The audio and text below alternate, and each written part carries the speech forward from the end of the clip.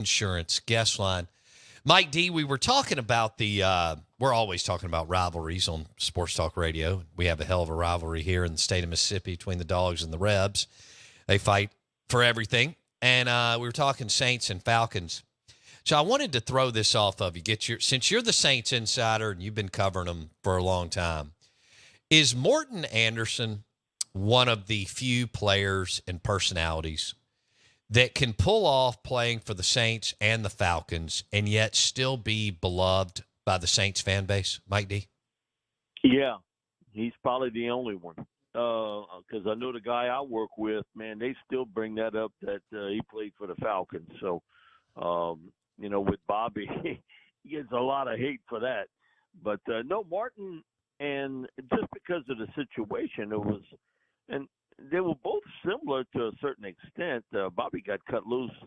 He was in the Cayman Islands, and he finds out watching CNN that the Saints had signed Wade Wilson, and he had been released.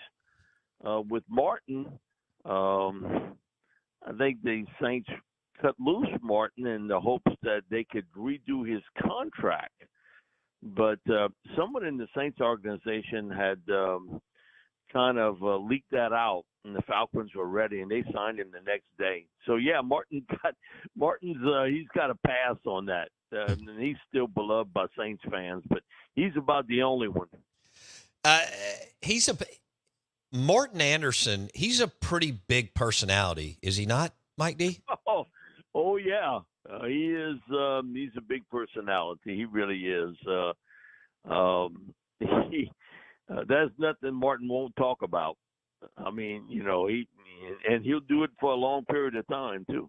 Yeah, we've had him on numerous times. He's a great guest. He's got tremendous stories.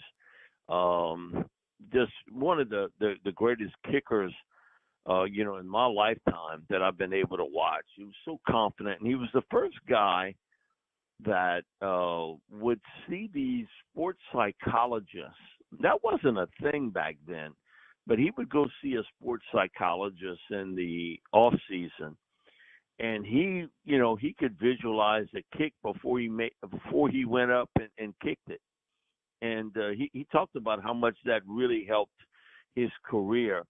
He's an interesting guy. He's got a lot of different interests in life, but yeah, he's a big personality, and he can talk about anything. Believe me. Do you know where he lives now, Mike D? He lives in the Northeast. His wife now is from Maine, and so he's got a spot there. Also, he has a kicking camp out in Georgia, so I'm not sure if he has a home there or a condo or an apartment, something to that extent. But he sort of does like dual stuff there. But he's worked with a number of kickers in college and pro football right outside of Atlanta. Okay. We're talking Morton Anderson, Hall of Fame kicker for the Saints, also played for the Falcons. And as we were discussing earlier, there are not many players that can pull that off. Joe Horn. Yeah. I guess Morton was he's a Hall of Famer, but does Horn still have some love from the Saints fan base, Mike D? Oh yeah, he still does. Joe lived not far from me for quite some time, and then moved years ago. But he lived not far from me, and so he still gets a lot of love there. The other two guys that did it, one was Jumpy Gathers, defensive lineman with the Saints, and he signed on with Atlanta, played there a few years. And the other one was Arnhead Haywood. Because he was there with Bobby. Arnhead was there. Now, Arnhead was quite the personality. God bless him. He passed away early, but he was something too. Now, man, they got thousands of Arnhead stories. That Arnhead, they would fine you for amount of weight you were overweight. So they set his weight. I don't know if it was like 274 pounds. And for Arnhead, that was skinny for him. He was never close to that. And so he came to these like mini camp deals that they had in June, and he was 270 pounds. And then all of a sudden, training camp opens up and he weighs in at 314 pounds. Wow. And man, Morrow went absolutely ballistic. I mean, absolutely ballistic with it. And so they were going to fine him by the pound. And Dean Kleinsmith said, man, he wouldn't have brought home a nickel. I mean, because he was always overweight. So he would get in line at the cafeteria because they were training out in Wisconsin at that time. And he would get in line, he'd grab an apple and a banana and all that and go to his room. But what they didn't realize, man, he'd get on the phone, he'd have a taxi cab bring him like 3 pizzas or, he was calling in and he was getting all kind of Chinese food brought in. So, Arn was never really in great shape. But you talk about a guy that was unbelievable at that weight. He was in that 290 to 310 pounds most of the time. Good grief. And he was like a third tackle because he could block so well, but he also could run. He was nimble-footed for a man who was that big. And in training camp, one of the funny stories, Vaughn Johnson too, and Vaughn passed away a few years back. Vaughn tells a story that when you would get in line to take a rep and Arn was in there and you had to go up against him, they'd always say, man, listen, I'm not going up against Arn here, because he treated that like it was a game. And so they would always put him up against a rookie, and he'd just demolish him. And, he broke so many guys' spirit by going after him. And Arn took that serious. He really did. He was an unbelievable personality. And the guy that did sports talk for years, Buddy Diliberto, broke that story because I think they were staying at the same facility, about how Arn, he'd get in line and grab a banana and an apple, and then, he'd call out and they'd bring him like 4 pizzas, like an hour later. Oh, man. Mike Detillier, WWL Radio, TV New Orleans, Saints Insider, joining us on the Out of Bounds Show, brought to you by Sound and Communications, soundcomav.com. This is ESPN 105.9 The Zone. Morton, I mean, nothing like Ironhead Hayward, but Morton, you would kind of consider him kind of a thick kicker, wouldn't you, Mike D? Martin was always in great shape. So he was a bigger guy. Martin actually played some quarterback in high school. And so when he went to Michigan State, he wasn't playing quarterback anymore. So he was a kicker. But he was a good sized kicker. He wasn't a small man by any stretch as far as a kicker was concerned. He was a good sized kicker. And so he was in unbelievable shape and kicked. He wanted to kick till he was 50 years old. He did it to 48. Wow. So we doing a Monday night show at the Silver Slipper Casino in Mississippi. And I was like, man, I'm going to call Martin up because they were playing on a Monday night. This is when he was with the Giants. And so he calls Martin up, and all of a sudden, Martin was like, yeah, I'll go on the show with y'all. Okay, this is like an hour before the game started. And he did about 8-10 minutes with us, and I asked him what was his range, and he was like, well, Mike, I don't know. He says probably 47 yards is the longest I could kick it right now. And he said, I feel comfortable. 47 yards are within. And this was late in his career. He's 47 at this point.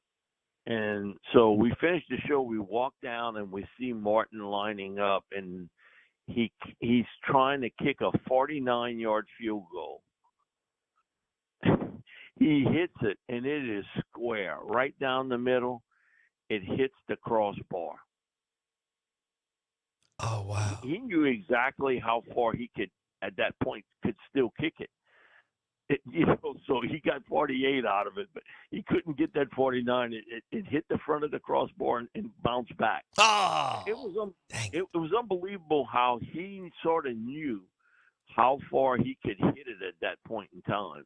But man, he had a leg on him. It's the only guy that I know, and they did away with this. But Martin would have a goalpost cut in half, and he was hitting field goals in practice through goalposts, and like it was not a full goalpost. It was like a goalpost like cut in half. Wow. Wow. And I mean, he's dead on accurate. And you talk about pressure, because Moore had some of the longer practices I've ever seen. And at the end, he would say, okay, if Marty can hit the 52-yarder, you don't have to run sprints afterwards. Oh, goodness. He said, I learned what pressure was real fast. He said, because, it was a different story when Bum was there than Mora. And he said, man, I learned, man, if I'm going to miss one in a game. You don't want to miss nothing in practice. That, man, these guys have been out there practicing all this time. That's when they still had two-a-days, and it was live hitting on two-a-days. And so, hey, if you can hit it from 52, you don't have to run the sprints afterwards. Mike Detillier. That's a lot of pressure. Yeah, no question about that. 52-yarder so that everybody can go home. Mike D on the Farm Bureau Insurance guest line. You mentioned Bum Phillips. One, Mike, did you catch some of Bum's tenure? And you mentioned, did Bum have much shorter practices than Mora?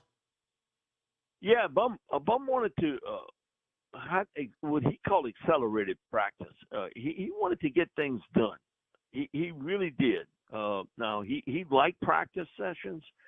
And Bobby told me I think it was 85, Bob's first year there, the USFL had collapsed. And with everything in court and how, Trump tried to maneuver everything to put things in the fall, and they won the case, but really it collapsed the league. Bobby said they went 16 straight days without a day off with Bum. And he said, I had never had that. He said, we never had that with Moore. But Bum's practices were accelerated. He wanted things to happen quickly during practice. And so Bum was, he was a cowboy that was a coach. I mean, he really was. And sort of growing out and, where I live at, you see a lot of that. Guys that are, they dealt with cattle and everything else. And that was Bum. He could talk to you about cutting horses and all this stuff, cattle. He enjoyed talking about that. He enjoyed the ponies. But he was about getting practice in, but getting it in a certain time frame. He wanted it in. And they would still doing two-a-days, and it was hit. Good grief. Mornings and evenings, but it was accelerated. The drills were shorter with Moore. He expanded this. It was unbelievable. That first year in '86, Sports Illustrated came here and did a story, and they never saw so many guys get IVs. See, I don't remember that with Bum at all. Wow. My, how things have changed. 16 days in a row? Yeah. Mike D? 16 days in a row with Bum. And Bobby had told me, like, I went through some difficult practices, but 16 days in a row without a day off. That was Bum's deal. But he said, the thing about it was once he got the work in, then that was fine. Then he was good with everything. And, at that point in time, I think if Bum wanted to, Bum had a really good eye for talent. Really, really did. And he could have been a director of scouting or general manager, whatever. But toward the end, I think he just relied upon, I'm going to go and get guys that I know. Maybe guys he either played against or with, when he was with the Oilers. Mm. So he told me that the last year he sort of just he wasn't the same. He said, I always look forward to practice, and he said maybe my last year I was looking forward for the practice to end. Yeah. Okay. That's interesting. But and man, Bum, he had some unreal stories, and you think about he took a really bad Oilers team, and they pushed the Steelers, the team of the '70s, to the brink. You think about that time frame. The Steelers, they win 4 Super Bowls, and they pushed them to the brink. It was, but it sort of ran out on them. They couldn't match the talent, and Bum always said, "Hey, listen, Chuck Noll, give him credit. He was a great coach." When he said, those games were tough, real physical. We respected them, they respected us, but we didn't like them, and they didn't like us. All right, we still got a few minutes here. Mike Detillier, WWL Radio TV New Orleans on the Out of Bounds show. Did Morton Anderson enjoy the nightlife in New Orleans, Mike D? To say the least. Oh, yeah, he was single at that time, so, yeah, he enjoyed it quite a bit. Okay. Hey, he enjoyed it. He enjoyed it quite a bit. He had some great times. He's got some great stories about going out and all. But Martin was the type of guy that he got a lot of work in, and but he liked to have a good time afterwards. That was just the way he was. And he sort of had a routine about when he went out, where he went out, when he would come in. That was just the way Martin was. But, oh, yeah, he had a good time. That's awesome. Where would you got the blue bloods, as you well know, in the NFL, as long as you have covered the NFL. And so much of that is stacked up in the Northeast and the Midwest. But there's been shifts and so on in the NFL. Where would you rank the Saints-Falcons rivalry within the NFL, Mike D? It's in the upper tier. There's so much dislike between Saints fans, Falcons fans. But remember, the Falcons entered the NFL in '66, and the Saints came in '67. And so it was a natural rivalry, almost from the very beginning between the two. And there's not a lot of love lost between either team's fan base. And man, when the Saints were rolling, with Jim Mora and Jim Finks there, they would go to Atlanta. They had more Saints fans in Atlanta than Atlanta had fans there. It was sort of the getaway spot. That has sort of changed a little bit throughout the years. It's not quite the same, but man, there's a lot of dislike between both fan bases. It really, really is. It's not like at one time, sort of growing up, that Dallas-Washington rivalry. Right. That was really a kind of top of the list.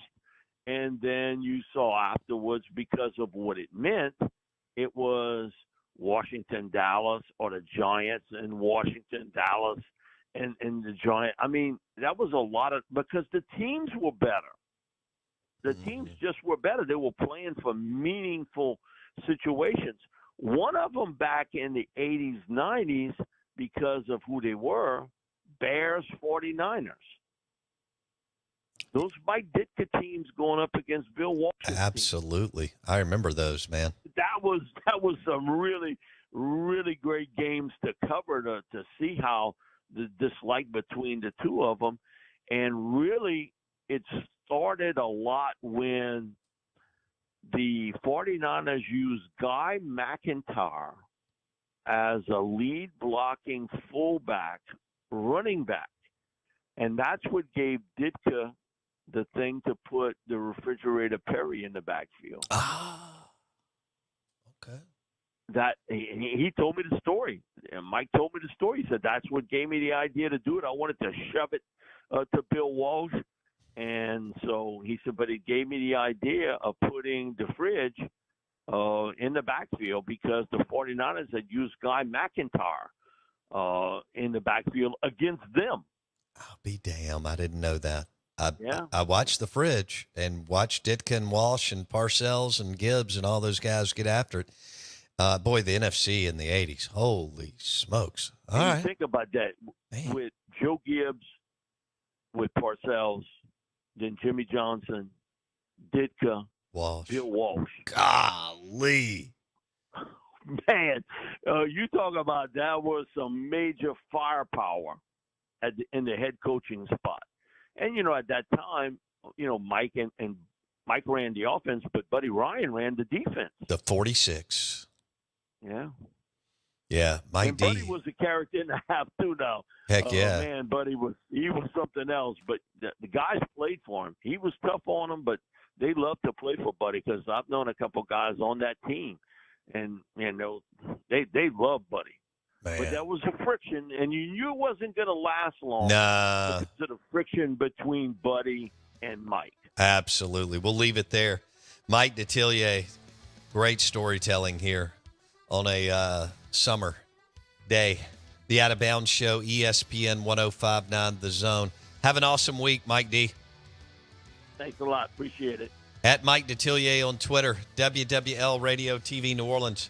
That interview was brought to you by the Subway on the Spillway Subway and Grants Ferry Subway.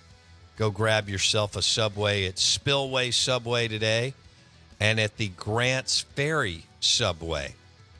They also do catering. So Spillway and Grants Ferry Subways. Go grab yourself a Subway for lunch, and they also do catering. Hour number 3 of the Out of Bounds Show, ESPN 105.9 The Zone. Coming up next, Steve Robertson at 9.